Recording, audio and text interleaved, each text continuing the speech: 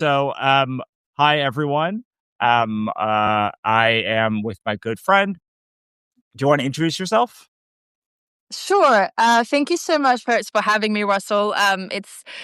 What we just said. Like I was speaking with Claire yesterday, and to be able to also to talk to you today as well, I feel it feels like such a gift. I'm Elin Petronella, writer of Follow Your Gut here on Substack, and I also run the Petronella Art Studio, where I do hand embroidery, drawing, visual arts, basically. So I'm a all-round artist from Sweden, by the way. But now I live in Belgium. I realized yesterday that I very rarely say that. So yeah.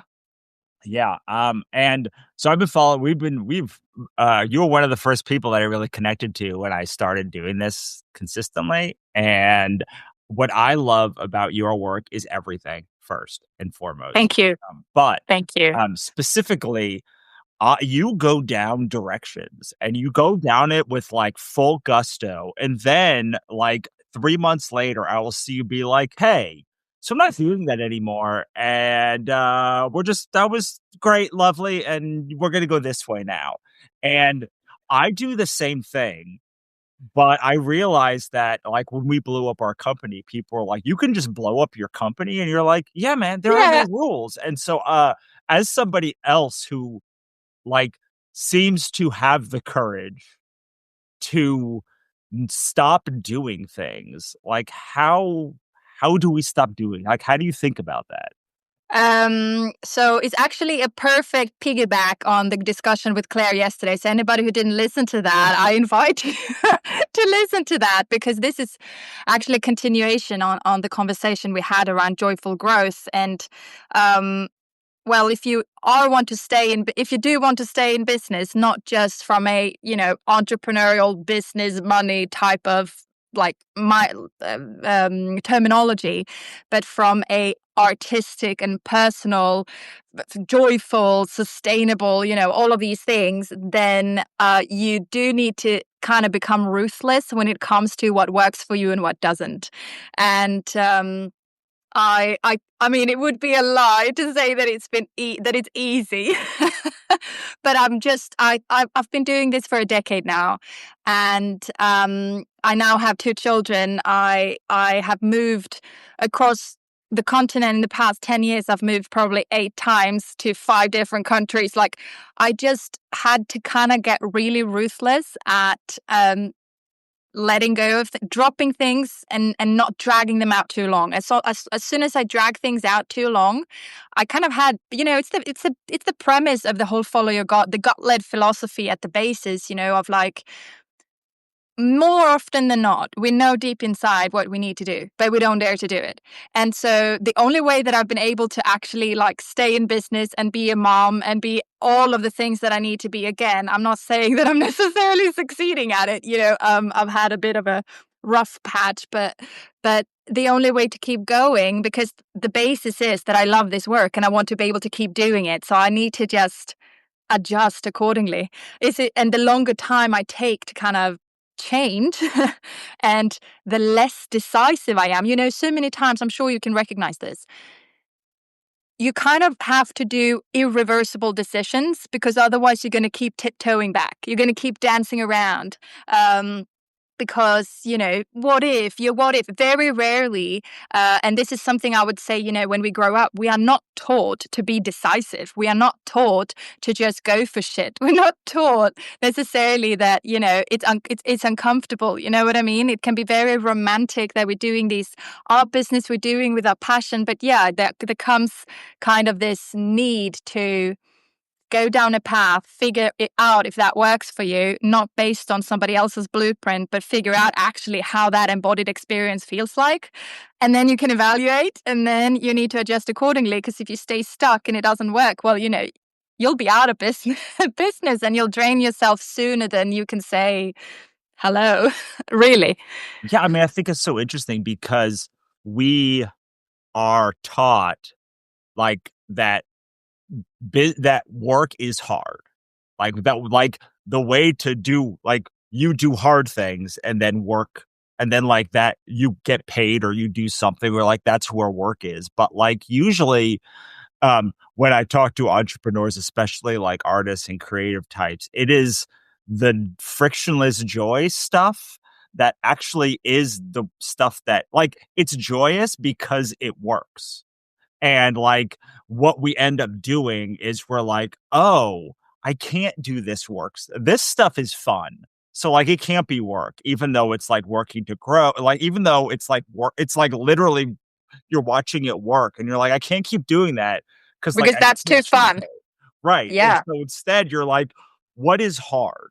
And on the other hand, like things are hard because they're not working. Like if they worked, they would be working. But so we get in this loop where we do these hard things that don't work. And I talk to people all the time. They're like, Russell, I don't understand. Like, why is it not working? I'm like, my love, I know the three things that work for you consistently. And you Yeah. haven't, when was the last time you did X, Y, or Z? And they're like, a long time ago. And I'm like, well, maybe you should do those things and maybe you'll grow.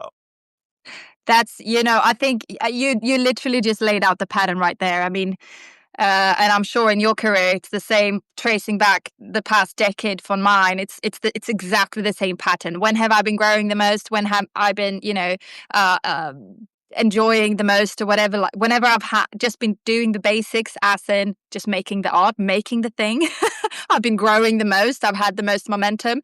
As soon as I am kind of on a peak and in that momentum, it's like, oh fuck, now I need to get, organized and structured and do all of the real work stuff. And actually, that just stalls everything more than anything. So, and then you kind of need to get back to okay. Start doing the thing that's fun, and then it kind of loops this loop, and I don't know if I will ever. I don't know. You tell me. Do you arrive at one point when you just realize that you can just keep at the fun level? Because I feel like I keep looping around. So I consider on well, we just did this big frictionless growth challenge. I just wrote this book about this, but it's all about return on energy investment. Yeah, So yeah, yeah, yeah, yeah. when there are actions that you do, and there's like five of them in the book. Um, that that I'm going to step back for a second. So everything is energy, right? Like money is energy, time is energy, effort is energy, distance is energy. Like energy is all of these things. And what we're trying to do is take one unit of energy, whatever that is, and get the most back for it. And the it's very hard because energy is all of those things at once. And we very rarely get energy back in the way that we give it. So like when we sit down for a meal for at a restaurant, somebody is taking their time and we are exchanging money for it. Like we are exchanging our time for work. Like we're doing all of these things. Like sometimes people exchange time for effort. Like something takes you 2 hours and takes me 1 hour and we can exchange like tasks that would take us the least amount of time. And like, so what ends up happening is we have to recognize one, like the effort that we're giving. Like right now, we are doing a very weird thing where we're exchanging equal energy together. Like we're exchanging attention and time with each other, but we have to be like, oh, what is the energy I'm exchanging? And then what is the energy I'm getting back? And I don't care if you make a bad investment. But what I care about is that you're making a bad investment and you do it anyway. Because what I always see is people come to me and they're like, "Oh, this is not working," or they'll be like, "I want to do X," and we are like, "Well, you shouldn't do that because like it's not gonna be a good idea." And they're like, "I'm gonna try it anyway," and then I'm like, "Okay, but." You have to do this knowing when you come back to me and you say it didn't work, I'm going to point to this moment right now where you know that it's not likely to work. It might work. And then I'll be like, amazing, great, you should do it. But if you do something and the expected return on energy is zero or even negative, and then you come back to me after you do that thing and say, I don't understand why this didn't work. What I will say to you is, my love, there was no expectation that it was going to work. You know that there's no expectation that it's going to work. And where I think that a lot of artists fail, not fail, but like our struggle is they're not willing to look at something, say, that probably isn't a good idea, but I'm going to do it anyway. They fear looking because it will stop them from doing that thing. Where for me, I always want to know, because then I can say, okay, this thing doesn't have a very likely chance to succeed. So now I need to mitigate that with some things that do have that, like, I know are going to work because they're in my toolkit. They're my magic tricks. They're the things that I know are going to work. So I need to make sure I do some of the things that are going to bring money and easy money, because this thing that I'm trying is almost assuredly not going to make money. And if it does, amazing. I just started a new line of business. But we end up putting all of our time, we end up investing 100% of our energy into this thing that has a very little chance of working. And then when it doesn't work, we're like, oh my God, my entire business is going to collapse. So I think that what you're pointing at here. So first, I appreciate you sharing this because it's very interesting to hear, because I think that we have both similar and different approaches. And I do think so. I am definitely someone who will go after the delusional. 110%. My entire business was built that way and it works. But here comes the kicker, where what you do point out is that we need to be conscious in the distribution of that emotional, creative, physical time, labor, like whatever, all of the different types of labor, because obviously there's going to be various types of labor necessary, especially when your output is dependent on your energy at the time, right? And so the way that I've been able to consistently pay my bills with this for the past 10 years is having some kind of minimum distribution, where, as you say, I do know the basic kind of thing that this is a more like a guaranteed work. If I, that, okay, I'm a bit low, I can do X, Y, Z, I'm going to have a cash infusion and pay that what was needed. But I always make sure, because otherwise my personal joy gets taken out. I always make sure that there is always a bit space to go and try that delusional thing. Because personally, and this is something that I have been working on much more recently, trying to actually, if now that we're talking about energy and we did touch upon balance and these things, figuring out actually how you operate best based on your own energetic design, if you will. And it's something that I did not incorporate in my work at all for the first, I would say, 7 years-ish, 8 years. I think it wasn't until I became a second-time mom that I was like, okay, I got to do things differently. And actually recognize. So one little like thing is kind of to make kind of like a mind map. So I'm very visual. As much as I'm writing, but I I'm a multi-dimensional artist. I will be called to do poetry sometimes. I'll be called to do painting. I'll be called to do, fiber arts or whatever. Like, I need to have all of these different modes of expression reflecting different seasons. The key for me is to just get it out. My purpose is to translate lived experience. And so that is where I did a visual kind of chart, putting down all of the things that I was doing and putting a little plus and minus sign next by, just to kind of identify what drains energy and what brings energy, and how can I balance between the two. Because sometimes, just because something isn't necessarily financially beneficial at the moment or ever, if it gives you energy, that still feeds into the work that needs to be done to generate money.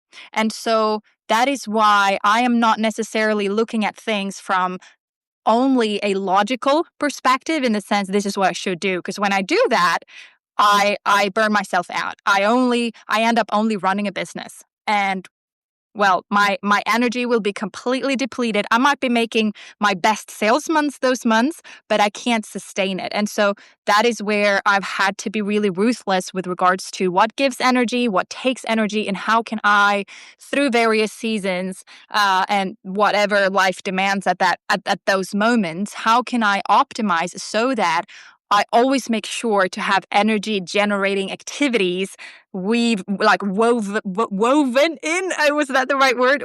Weaved into the day to day, because otherwise you're gonna find me hiding under a blanket, never wanting to come out. Sure. And I know you don't know, probably don't know about the ecosystem stuff that I do, but that is such an aquatic thing to say. Tell me more. We have been talking about your ecosystems, but now I have to admit I didn't read about it since probably what now is it 2026? Yeah, so probably a year ago. So you'll need to refresh it. So I think it's so interesting because the new methodology that I just developed is about scale paths, which is how you grow, and ecosystems, which is how you operate. So like the operation of like how the things that you do over and over and over and over again, and just like how I think about it like an operating system on a computer, like whether you have Mac or Windows or Linux or Ubuntu, you can still make the same piece of art, but the programs that you use, the process that you use, the flow that you use will be slightly different across them. So, Yeah. um, I'm also very aquatic. Aquatics are very chaotic energy. They they they think in different formats, and they what they're trying to do is build the system of the world and like a build different modalities for their thought patterns to emerge. And that also allows them to pull in different people from different modalities really easily, but sometimes it makes them seem chaotic and like they are scattered because they're like, I'm stopping that. I'm stopping that. I'm not doing this thing. This isn't bringing me a thing. And it's often because they're like, I think this will improve my understanding of my model of the world, and then they go down that path and they're like, oh, nope, didn't do that. That's just going to take me away from this thing, this big universal thing that I'm trying to do. And that universal thing that they're trying to do is held together by all of these different modalities and all of these different things that they love. But if you like pull back and look at them all, you're like, oh, this all makes sense.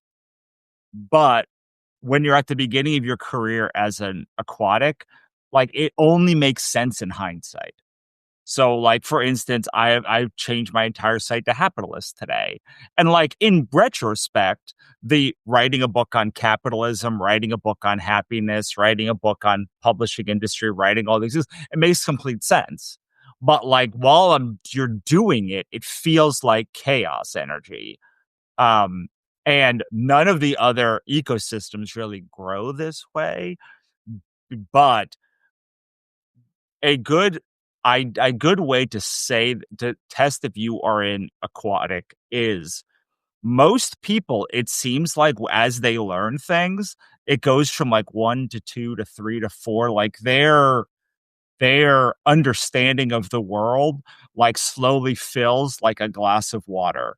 But for an aquatic, it's like 0%. They don't understand like they're like just like I don't know what I'm looking at. And then like they'll slot one thing into place and be like, "Oh my god, like there it is. Like it's there. It's like," and they're like, "Wait, what are you talking about? You've been talking about this for like 2 years and you have no idea what's going on." And then like just yesterday, you saw a picture of a falcon and like suddenly it all makes sense. And I'm like, it seems like you understand it perfectly.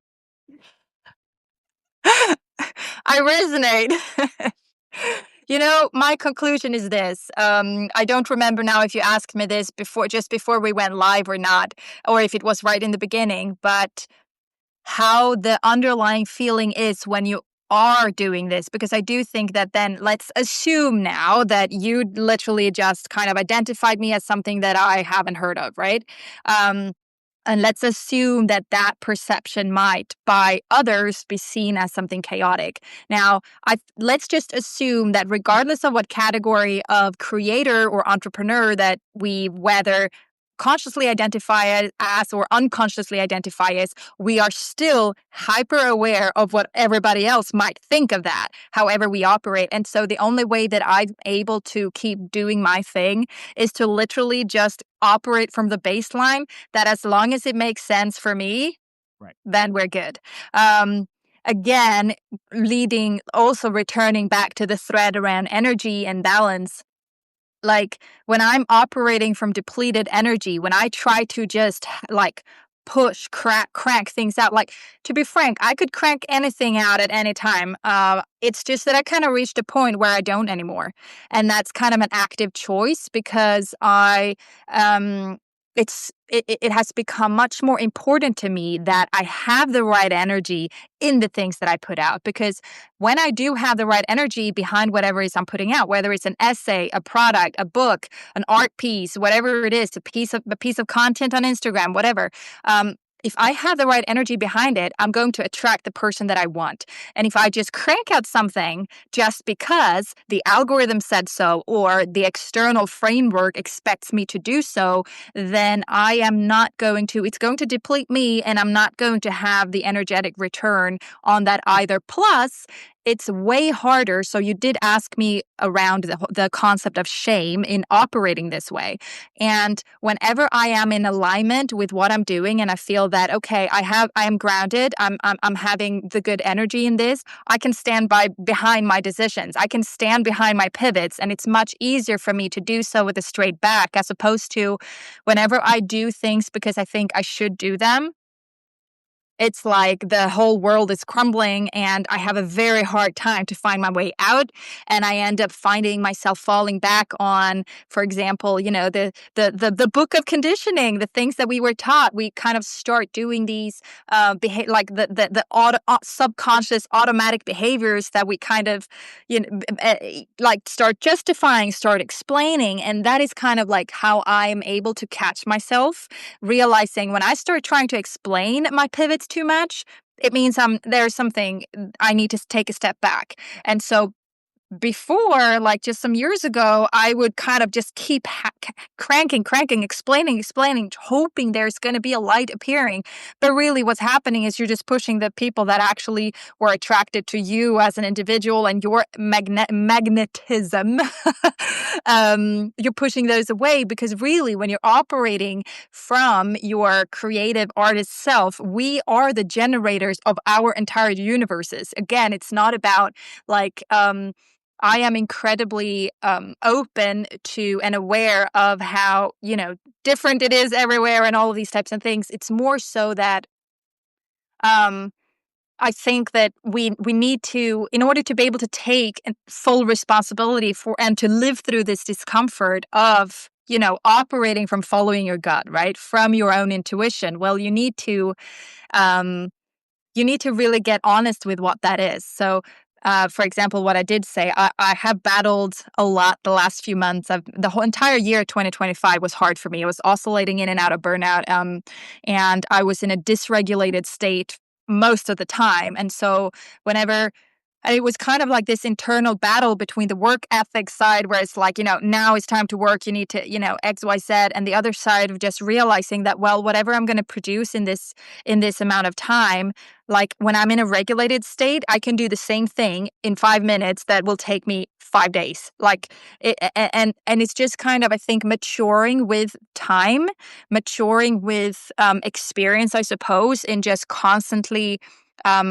Like in keeping creating, because that's the base of it all. If you stop creating regardless of the medium, you kind of, I think actually that's when you distance yourself from your inherent intuition. But as long as you keep creating, whether that's publicly or not, so during this time that I haven't been as active, I've been I've never written as much poetry as I have this past year. Maybe I think I've written 2 entire books. I might put them out. I don't know. But I again, talking about what we just said, that, that's nothing that have generated anything. I put a lot of stuff into it, but it will make sense down the road. And it's part of like processing. So I think now I feel like I'm going off a tangent, but just how to bring that back into it is really just getting honest with, oh yeah, it was really that I have obviously experienced a lot of shame in having been less active, being less present after a period of being very present. But it's really just that with time and experience, you realize that,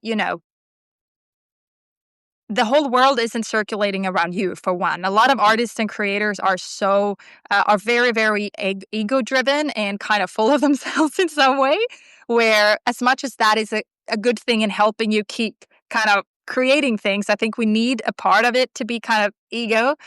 But I also think that it's very important to be down to earth and just recognize that, people have their own lives. And if you keep cranking out things that aren't aligned, nobody's benefiting. You don't, they don't. So it's actually a respect of everybody's side, to keep going in alignment. You'll drop some and you gain some new. And that is just kind of the beauty of it. That is how you're able to have an expansive and joyful career long term, I think. Because if you do go down the path of, we were joking before coming on live where you said, oh, in high school, everybody wanted to be an artist. And look, now it's like, I'm here and where's everybody? I do think that when we commit ourselves to go down the route, like I'm literally in the spot where like, if this shit doesn't work, I'll just do something else. Like, there's no turning back. Again, referring to sometimes you just need to make irreversible decisions. Like, not that you can't, again, you can always change. Nothing is definite. Like, if I need to take a job, I suppose I will, but it will require very much because I'll probably come up with something else.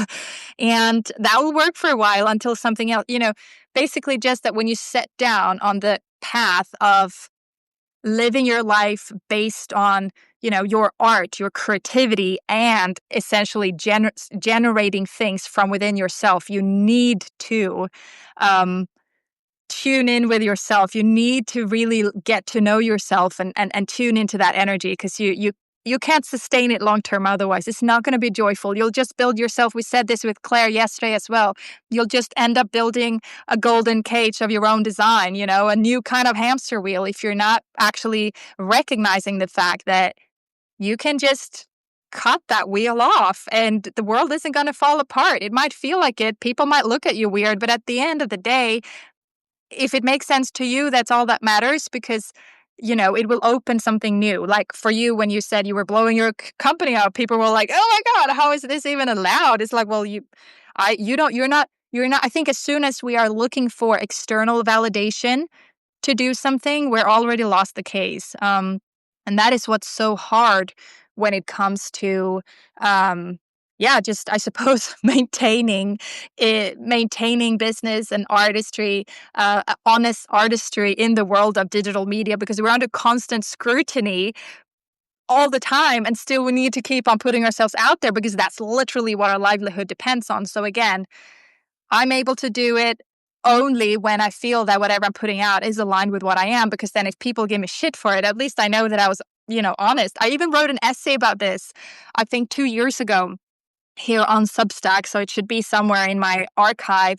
Well, I think the title was something like, "You'll be judged regardless what you do, so you might as well be judged for being you." And I mean, I think this just, that's just what it is, really. Sure. Well, that is the forced energy that I recognize from like your posts. Like, I recognize that, like, the chaos part is very aquatic, but like, this is the like deeply resonate with the thing, be yourself, like, put as much of yourself into the, like, infuse yourself into the work and like make all of that like resonate and like pour forth. That is the energy that I recognize from all the rest of your work. Thank you. I definitely, I feel as though I don't know, went into hiding for the past 4 months. So yesterday I told Claire that, she was like, "Was that okay?" I'm like, "Well, finally I'm getting some oxygen and I just need to, because I need to, again, like there is no, we can never be constant in this. It's just whether I'm an aquatic or not. Like it's just if when we set ourselves up, forcing ourselves into a format that is rigid or like box ourselves into something when my entire life I kind of just try to break the walls of whatever boxes were put around me, and then I put a box on myself is like this isn't working. And so as I'm kind of in a transition period with a lot of like transition phase, it's just been reconnecting with the work. Get yourself in movement, get yourself in action. And that's when you reconnect with the essence of that force, whatever that is. I feel so energetic since yesterday. And thank you for having me on today to bring that out again. Yeah. um, Well, I really like to go to this point, like, you have a rather large Instagram following, and you kind of didn't post on there for a while, for and 5 years. I remember you wrote a post that was like, "One day, I just posted there again, and guess what? Like, it was fine. It People was were still fine. there." And I Yeah. love that. Could you talk a little bit about that process? Because I love the idea of like, you know, you can put something down and then try it again 5 years later, and guess what? Maybe it works, maybe it doesn't, but, like, you should probably try it if it resonates with you to. Yeah, so I think this is actually a very relevant topic for anybody who has even a little ounce of creative, energy in their veins, which I assume all the lovely people listening to this may have. Um, where we have this urge to kind of, as we are shedding skin, like going through these different phases, because we are inevitably going to constantly evolve. That is again what our work kind of depends on, right? We try things, we create things, and we keep experimenting, and it is kind of, I don't know if it's a cultural thing or if it's just like a digital trend thing, but first, as an artist, that we kind of, when we're shedding skin, it's almost like we feel embarrassed of what came before, right? And we just want to kind of erase that from the archive of this earth, and we want to delete everything and start from scratch. I am no different. I have started up new things all the time. I mean, Folio Cut wouldn't have existed had I just, stuck to my thing. So it's not that it's a bad thing, but where I think is the cultural and kind of, modern trend of be doing these big declarations that now I delete and now I take off. And now if I delete or if I change course or if I start something new, more often than not, I kind of do it secret first and then I go out. And I very rarely delete what was back, because I do think that um, the way that the digital atmosphere, no, not atmosphere, like digital universe work, our kind of digital footprint. I mean, I have um I have hardly, so I don't know if you have Pinterest as well, but I used to have about 10 million hits a month. I'm now down to quote only 1 million a month, but I haven't posted there in like 6 years. Yeah. And that is simply thanks to having posted maybe 5, 6 times a day for several years, and that just keeps turning. Similar thing with so Instagram doesn't work in the same way where, you make a post, it kind of dies very quickly. But the work and effort that I put into it for so many years, I have almost 200K on there. It built up a social presence that gave me a book deal. Even now I receive book deal proposals. It's just that I decline them most of the time. And that I see that as a huge privilege, but and in some way, for several years, I was like, I'll just delete the Instagram. I don't want it. I don't want it. But something in my mind said, but you know what? It's something that you worked incredibly hard for. And why should you feel embarrassed for that just because the season changed? And so that is why for the past, I started on Substack, for example. I poured my heart into that and built that up. And then I was like, you know what? I let's just try Instagram again. I went back and I realized what a liberation that was. The fact that I did that kind of big cut, um, realized that again, it's just like all of the things, as much as it might look chaotic on the outside, but it all makes sense. It all connects. And then coming back and showing up again, I'm able to suddenly express in that medium again. And I've been active there now for about 6 months. Does it have the same reach as I used to? No, but I still have 200K that I can use in my benefit that I'm like, why shouldn't I, when I started Follow Your God, it was like I almost felt embarrassed about it. I didn't even I was like, "Oh my God, I hope nobody will ever look at that." And now I'm like, "Why was that?" I think it's just it goes through these different cycles. So whatever you create and put out and you grow up something like you never know. Like again, you decide, Well, really. I think this is great because, like, one of the things that I tell people is you never there's, like, two folds of this. The first is, like, you never know when that thing you do will come back around and it'll suddenly make sense. Again, a very aquatic thing. But two, once you like, sometimes you need a bomb. Like, not like something that something that will fail. You even know that it will fail, but in order for the next thing to succeed, Yeah, you you need need to it. go through that. Right, and it's because, like, once it's out there, you can I think of, like, Taylor Swift's album, specifically Reputation, and, like, it's like, yes, Reputation got a bad rap. It was a good album, but it got a bad rap, but, like, forever now, you can refer back and write songs like that. So, like, Yes. even though my Publishing is Broken book did not, like, oh god, just horrible happen. Capitalism one did, and I wrote a book about capitalism. And it's like, I didn't write those thinking they were going to be New York Times bestsellers. I wrote those so that when I release my book on being happy and a successful writer at the same time, You could when reference those. right. Or when people are like, what right do you like, why are you talking about this bugaboo? When people talk, I was like, why are you talking about capitalism so much? I'm like, I wrote a literal book on it.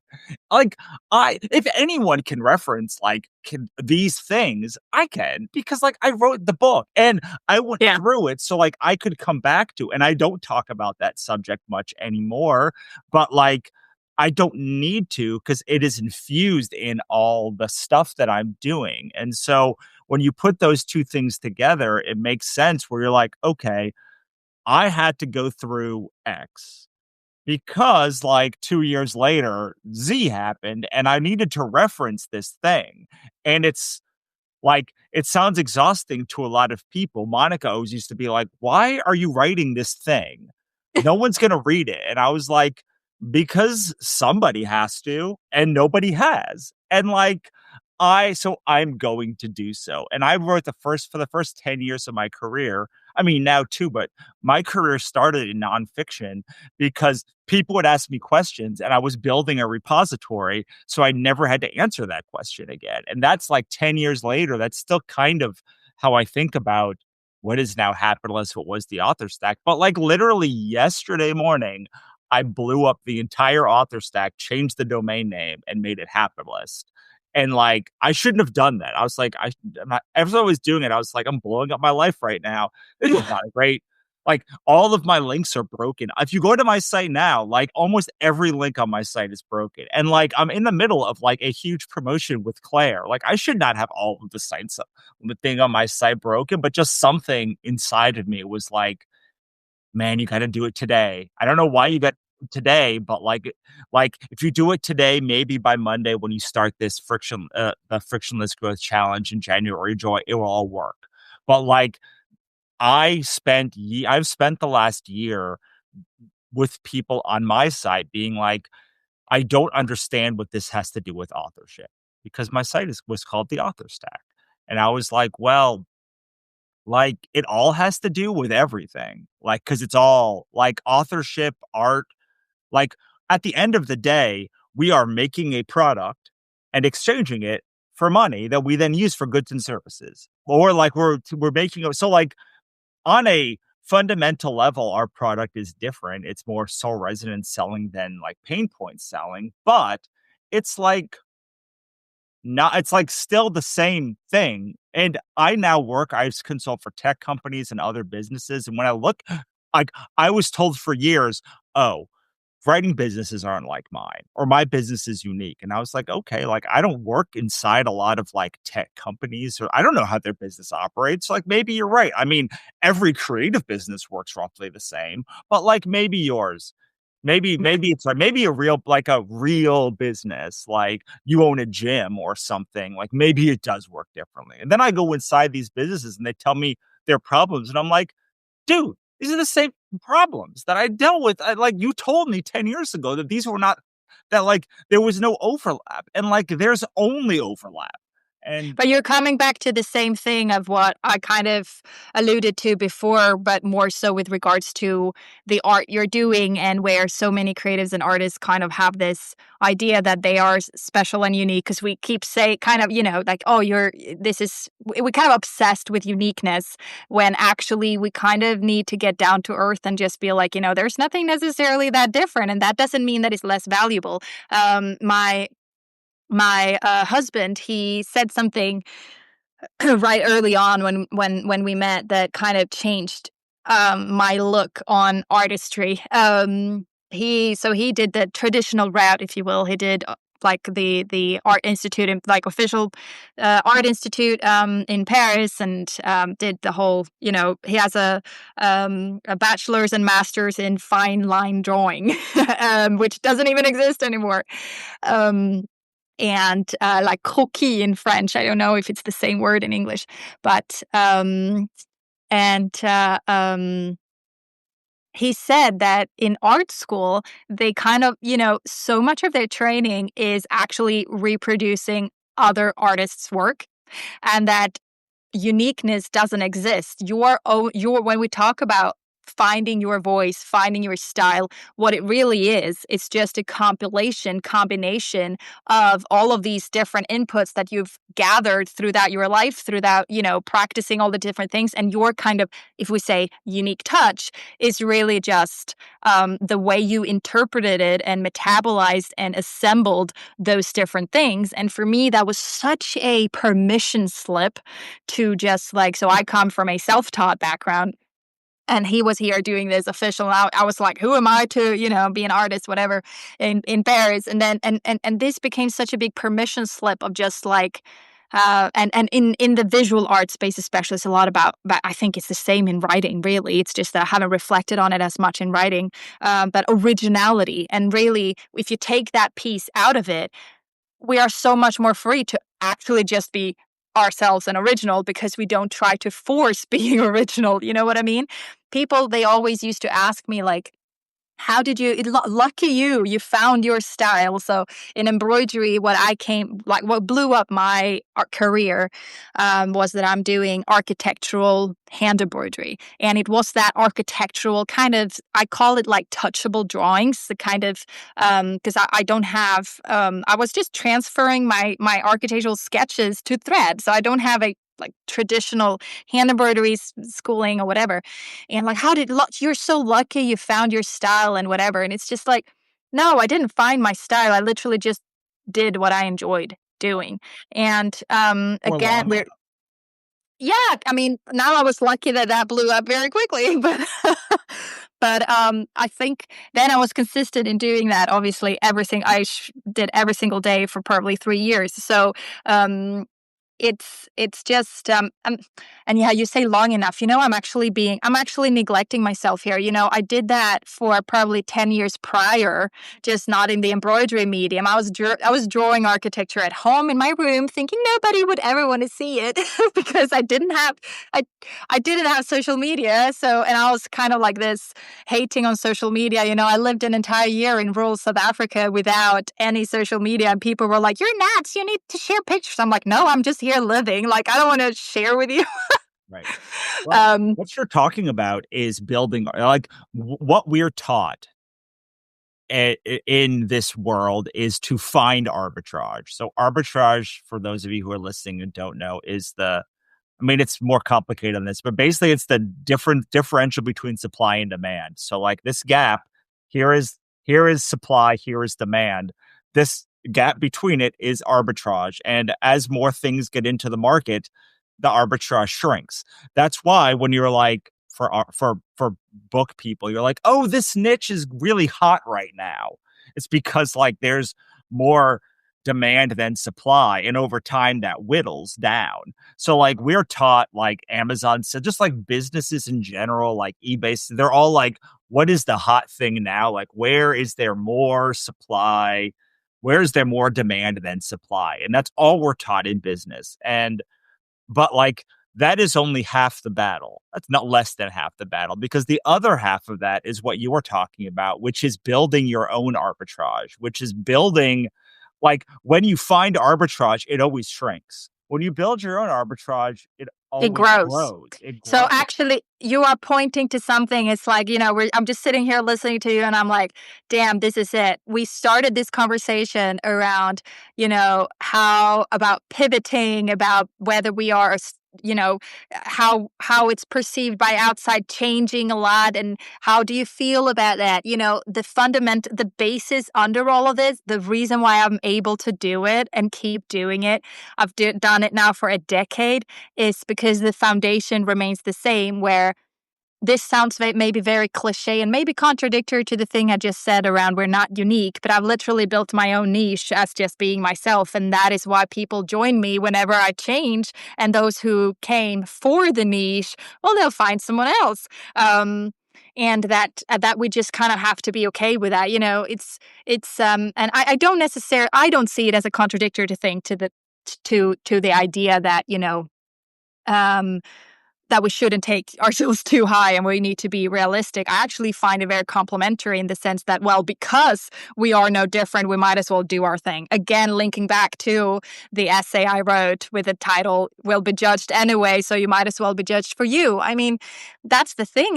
Like, if you want to build a joyful, sustainable, creative art career, there needs to be, again, also tying back. Wow, this is so satisfying to feel how everything we've talked about just ties together. It's about the balance of, like you literally just said. Now, if we listen to the business coaches and the business folks, they're going to be like, go find a problem and create the solution to that problem. Then you listen to the artists who are like, I just want to create my, do my art, whatever. Okay, we need to find a balance between the two. As much as we are showing up as ourselves, but how can we, and kind of creating our own niche, but still, if we don't actually present and position that in a valuable way, people are not going to find you anyway. So I think that is where it's like, I suppose, being grounded in just realizing that we need all of these different aspects. We need the useless, delusional thing that generates energy in order for us to be able to have energy to deposit into maybe the less glamorous part of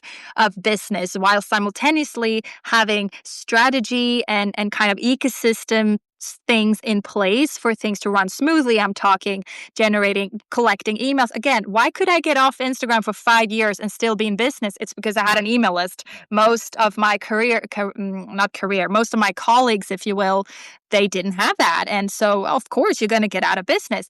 So it's about the strategy side, but integrating that, making it a natural part of the art. So I don't necessarily, at this point now in my career, I don't see sales and marketing as separate from my art. I see it as an art in itself.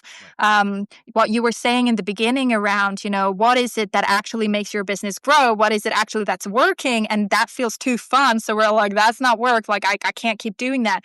Well, that is kind of, for me, that's creating the thing, like actually making the art. So what I'm doing now back on Instagram, and my focus this year, is to literally do the things that feels counterintuitive, in the sense that less managing of the business, and I'm just gonna do my art, because that art, when I just share it, well, that is the content. I don't need to create content. Is nothing separate from your art. Like how I've been running Follow Your Gut, I'm writing the newsletter is an article, kind of. I'm not necessarily doing that separate.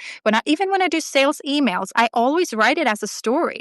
That is something also kind of I mean, writing has always been my secret love language, but as I am not a native English speaker, and I guess I was kind of like, maybe I won't be able to actually be a writer in English. And I don't write in Swedish, like that's not natural to me.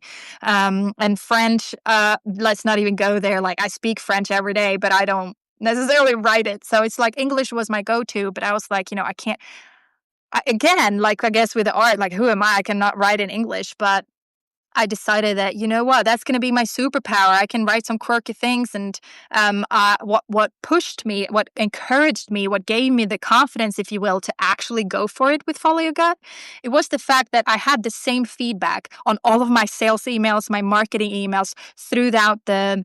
So I started this 2 years. So throughout the kind of 6, 7 years prior, Mhm. of having more kind of actively used email marketing for my visual art business. And everybody always said the same thing, that they loved receiving my emails. And I was so shocked. I'm like, I'm literally selling you my shit. Like, That's that's what but my it's, yeah. but yeah, but it's because I wrote it.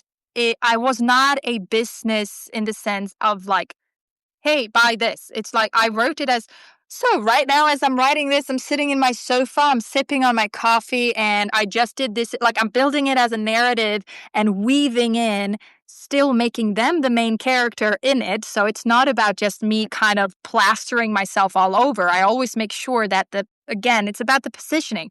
So I think it's all about again, I don't think that I'm necessarily, I don't want to, it's not that I'm pushing down myself, but yeah, I don't think I'm necessarily that unique in that sense. It's just that I found a way to blend the different aspects of just being myself, but I'm utilizing the tools available to me for free. Because heck, when I started out, I was a completely broke like university student, because I went to an American university in Paris, which is bloody expensive, and I had to pay for everything for myself because I'm from Sweden, where it doesn't cost anything. So my parents didn't save for me to go to university.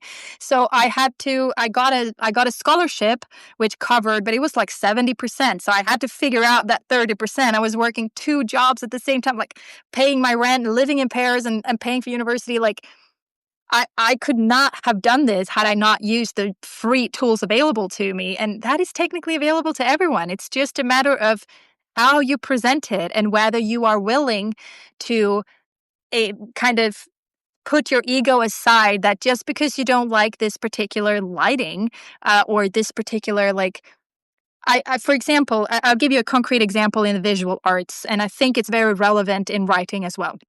One of the main kind of what's the word? Not obstacles, but like limitation that I heard other creators kind of oppose and say like why they couldn't. So I was in the, I still am in the hand embroidery space. Embroidery takes a lot of time, and they're like, I can't produce quick enough to post pieces. And I'm looking at their pages, and I'm like, well, you're only posting final work. So people cannot actually see you doing the process. I grew my account only sharing the process.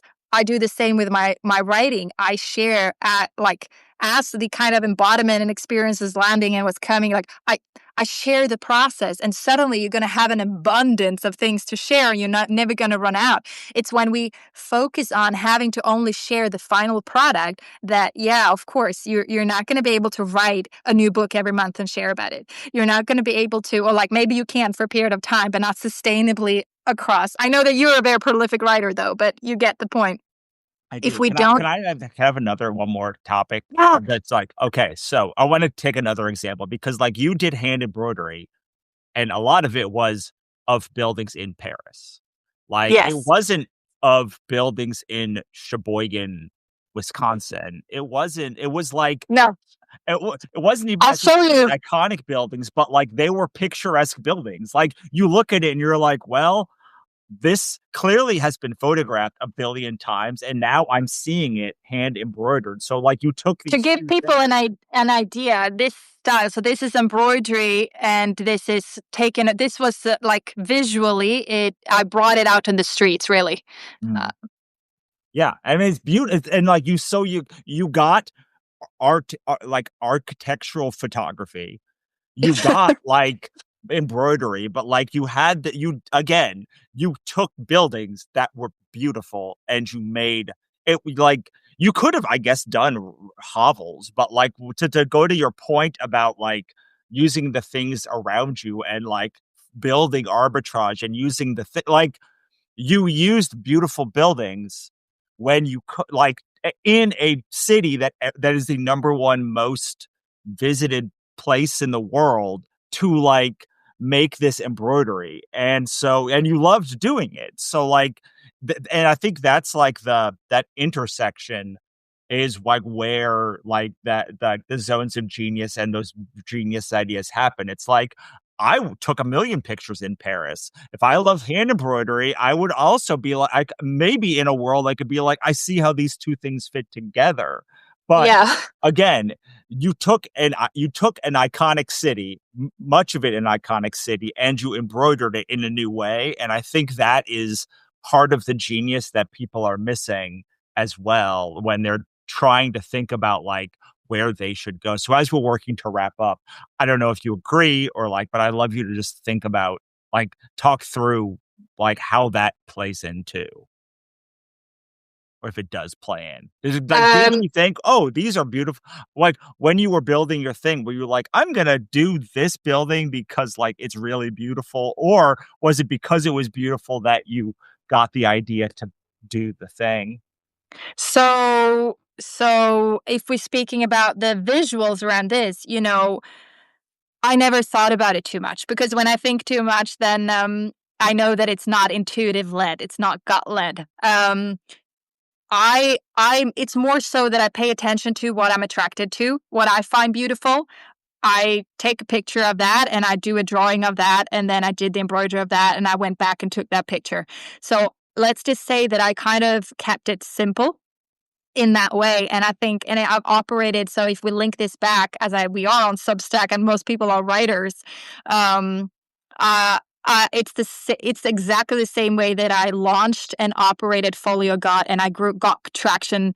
I got traction very quickly and grew that. And I think I see the same pattern. It's because I did not overcomplicate necessarily what I was doing. I was not strategically choosing based on what I should be doing. I literally used what was available to me, and wrote and shared about that in an intuitive way, like what came natural. The same thing, that's how the embroidery started. Like I was literally the architectural style. I started doing other types of embroidery before that, but it's actually when I was just drawing the city of Paris. Really, that was my dream since I was, yeah, like 12 or something. I wanted to go to Paris and draw the buildings. And then at like 20, I found myself in Paris and I was like, I got to draw the buildings. And my husband was like, why don't you embroider those? So I'm like, yeah, why don't I embroider those? And so that's just how it started. It was a natural evolution. My whole business grew the same way where like, when you're saying this about the arbitrage thing, it's like I started sharing them. People were like, oh, how are you doing that? Like, I want to do the same. Well, turned those into patterns. And then it's like, oh, I want to also learn what you're doing. It's like, okay, I started hosting workshops in Paris. Like that's what paid for for my apartment. The entire university was hosting workshops. Again, obviously, it was a blessing and privilege to be based in Paris because people pass through Paris all the time. But I didn't necessarily think about that at the time. I just did.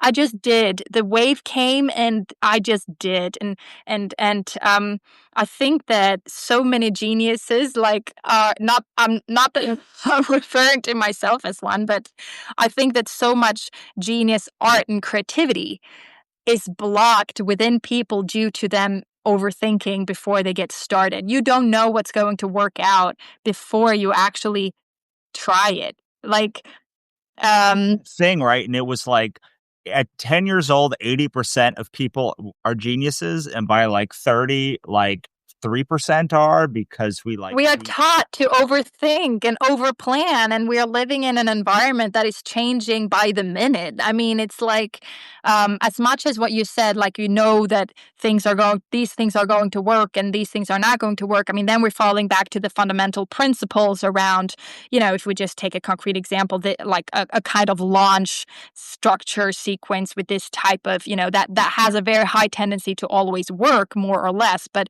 even those fundamental structures around what actually works and things like that, when it comes to actual execution, that is where we still need to be flexible and adaptive to those changes. And I think that is why, that is how everything keeps evolving. As long as we look at what do we have available right now, what feels right, what feels aligned, let's act on that. And then we will be able to, the response we get, or whether how we feel like doing it, then that is literally data that you're collecting that you can actually turn into embodied lived experience and operate from that. I mean, whenever we try to just logically think ourselves to genius, but we actually never put it out there. I mean, isn't that, I feel like anybody can be a big talker, you know, you might be a politician if you um, but very few people actually do it. And I think that is the only thing that I would say that that is the main thing that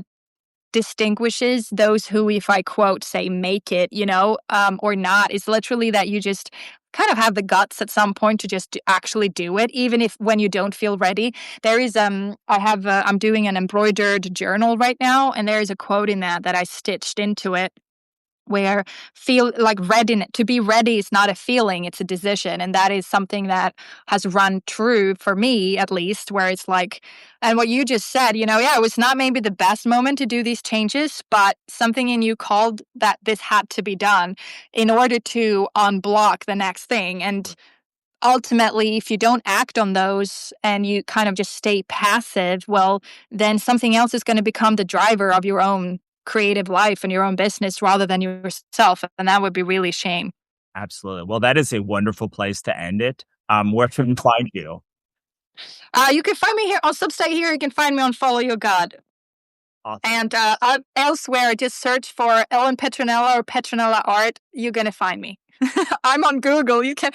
I did a voice note on a Substack newsletter once. Like, you can Google my name, and it's something that felt really absurd, but it's actually true. You can Google my name. I Google my name like once a month just to make sure there's nothing Oh, really? bad out there. So, but Oh, I'm not. I have not done that. I don't dare to do that.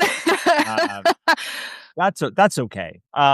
So if you liked what you saw here, we have a bunch more in the archives at January Joy at joyfulgrowthclub.substack.com. Follow your gut and make sure to follow Petronella Art and all the other things on Instagram. See what they've been doing, and we will see you next time. Bye, Yes. Thank you everyone. so much for having me. Thanks for being here.